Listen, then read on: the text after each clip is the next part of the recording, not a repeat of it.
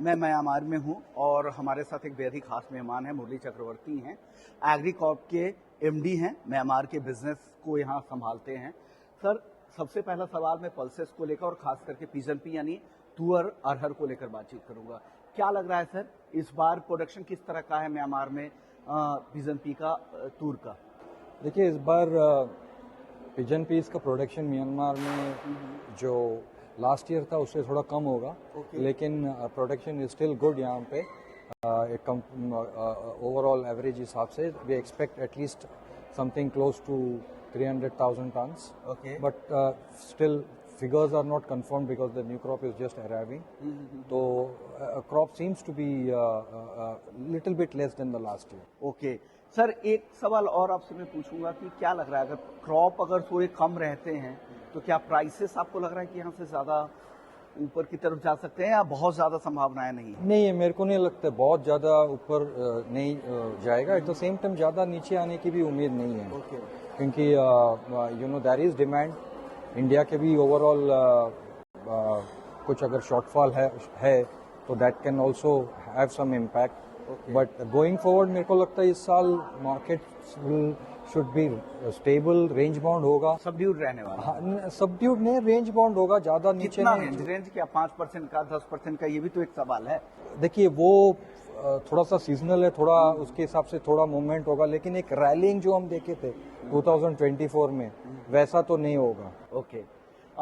दूसरा सवाल, 1 लाख टन का हमारा एमओयू है हर साल का भारत और म्यांमार का, वहां पर तो कोई दिक्कत नहीं आने वाली है या प्राइसिंग पावर म्यांमार के हाथ में रहने वाला है? नहीं, देखिए, एमओयू तो जो है वो that's already been extended for this year and we are waiting on the OGL.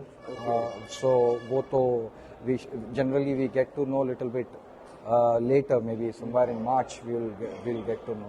But as of now, market is stable. थोड़ा सा movement आया है for some days where tour has moved up, but I feel it should remain good overall prices tour का, because यहाँ से supply को लेकर भारत को कोई चिंता नहीं करनी चाहिए। ओके, चलिए उड़द पे सीधा आते हैं। उड़द का भी हम इंपोर्टर हैं, क्या लग रहा है उड़द को लेकर क्या स्थिति है? उत्पादन को लेकर प्राइसेस किस तरह के रह सकते हैं? देखिए, उड़द का भी इस बार प्रोडक्शन अच्छा हुआ है, लेकिन लास्ट ईयर के हिसाब से थोड़ा सा कम हो सकता है, because some of the urad growing areas में थोड़ा सा moong was been it was change with moong. But overall urad का भी प्रोडक्शन इज गुड इस साल, and I think there will be a good supply from Myanmar throughout the year. Okay. So I don't think there should be any issue with the supply. Okay. One more pulse that is green मूंग। मूंग की मैं बात कर रहा हूँ। Green मूंग को लेकर क्या supply की क्या स्थिति है और प्राइसेस किस तरह के रहेंगे ग्रीन मूंग? देखिए, ग्रीन मूंग एक्चुअली इंडिया तो अभी सेल्फ सफिशिएंट है, India is not importing. India तो बैन करके रख मूंग इज बैंड फॉर इम्पोर्ट्स। तो बेसिकली मूंग का प्रोडक्शन अच्छा हुआ है इस साल। We expect it to be more than last year, क्योंकि लास्ट ईयर मूंग का प्राइसेस अच्छे थे। प्राइसेस यहाँ पर दबे रहे, सप्रेस्ड ही रहेंगे मूंग के लिए। हाँ, नहीं, मूंग का देखिए डिपेंड्स ऑन चाइना मार्केट, तो वी हैव टू वेट अभी, बिकॉज म्यांमार से सबसे ज्यादा सब्सटेंशियल मात्रा में तो वहीं पे चाइना है, वहाँ पे जाता है। About 70% of Myanmar moong goes to China. Okay.